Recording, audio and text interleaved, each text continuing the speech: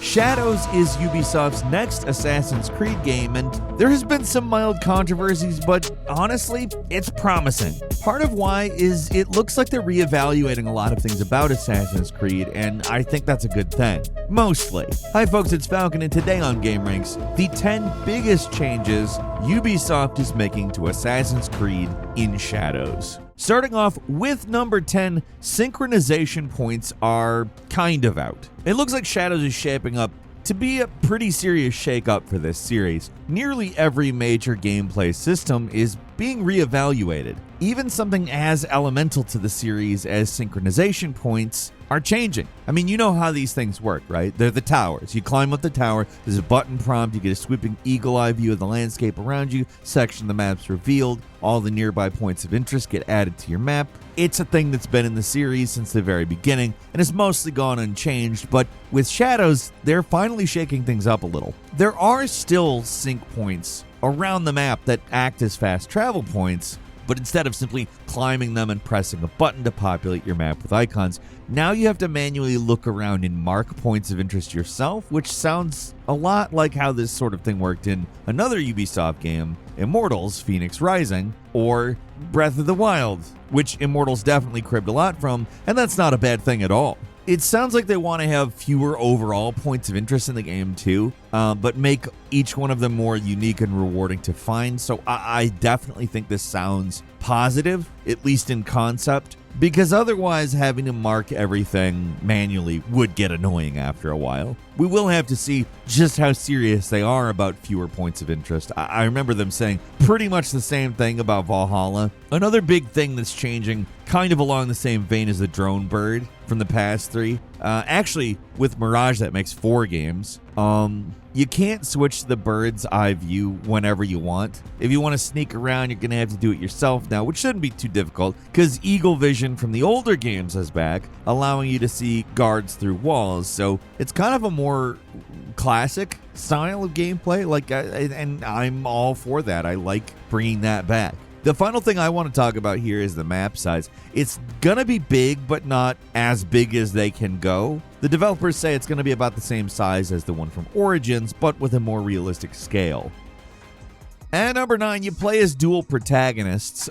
This is the one thing that everybody knows about in this game. There are some interesting wrinkles in how it'll work, so stick with me here. In Assassin's Creed Shadows, rather than playing as a single protagonist, you're playing as 2 separate characters, similar to the Fry twins in Syndicate. Like that game, you can play as a sneaky girl and a combat-focused boy, but the differences between these 2 characters are definitely more pronounced than in Syndicate. There's the shinobi, Naoi, who can use ninja tools and is more effective at stealth but more vulnerable in straight-up combat, and the samurai, Yasuke, an actual historical figure, even if the only thing we really know about them is that they existed and served as a retainer in Nobunaga's retinue. Yasuke is the samurai of the 2 who's less effective at stealth but has access to powerful weapons for combat. He can also parry, as opposed to Naoi, who can only deflect enemy attacks, which according to Ubisoft is more defensive than parry, maybe? I don't really exactly know. Yasuke also has access to an arquebus rifle, so his overall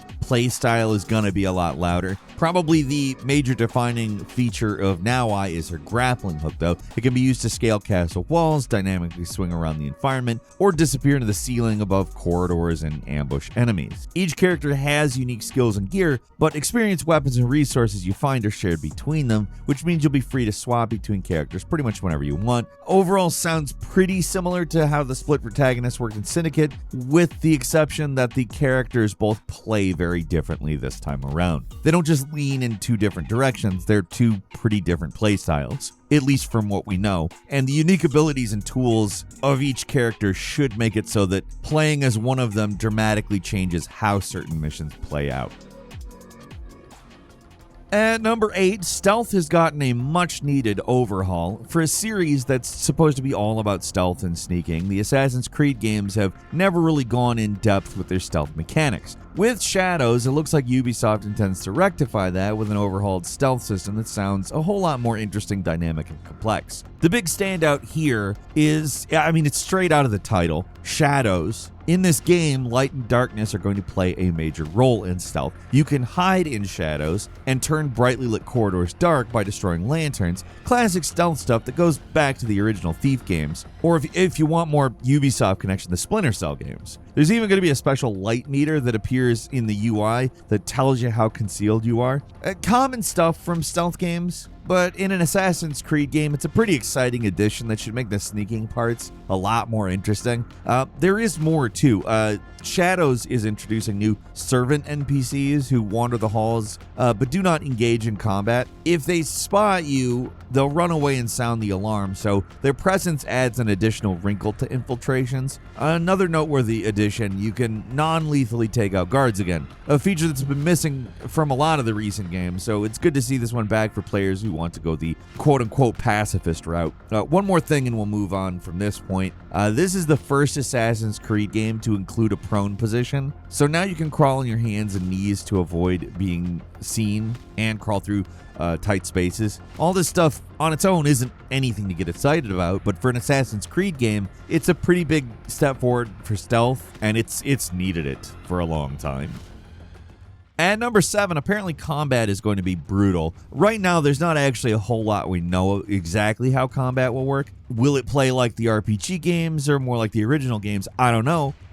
Ghost of Tsushima is often described as Assassin's Creed but done right, and a big part of that was the excellent combat, so Shadows has quite a bit to prove. We do know that according to Ubisoft, dodging and positioning is going to be key. Enemies are going to have armor durability that has to be broken, which might be related to the kinds of weapons you use on them. For example, the giant war club might be more effective at breaking armor than the standard katana. There's going to be a lot of weapons to choose from, might I add, like the already mentioned katana and war club, but also spears, shuriken, and the sickle and chain. Taking a note from games like the Ninja Team ones, every weapon has its own skill tree that can be improved the more you use that particular weapon. There's also a crafting system where you can make and customize your own katana, and God of War-like combat skills that you could trigger in a fight, similar to how it worked in Odyssey and Valhalla. You can unlock them by finding ninja scrolls hidden in the open world. Overall, seems like Shadow's taking cues from Ghost of Tsushima and Neo, which is good because the combat being more visceral and violent,